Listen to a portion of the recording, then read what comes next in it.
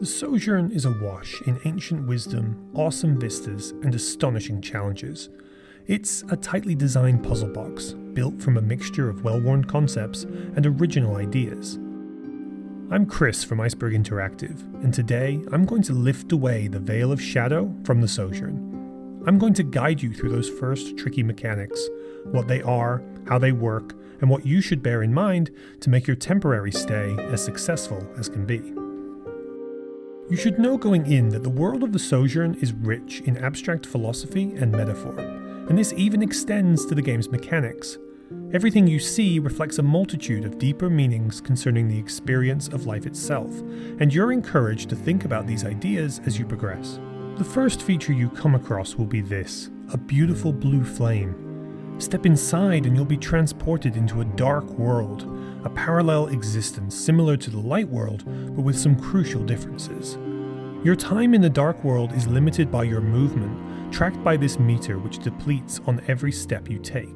In the dark world, special paths will appear that don't exist in the light world, but so will these impassable, thorny barriers. Figuring out when and when not to be in the dark world is really the crux to the Sojourn's many puzzle designs.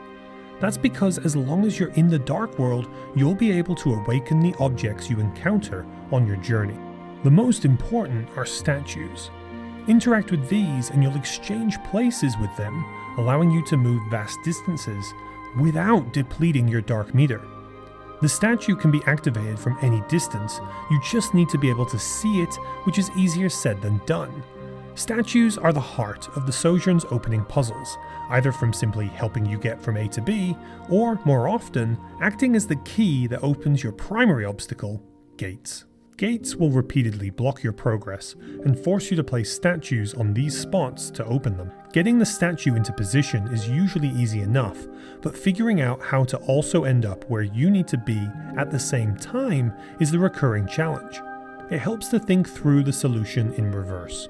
The Sojourn will often cause you to question your assumptions or force you to make moves against your own instincts.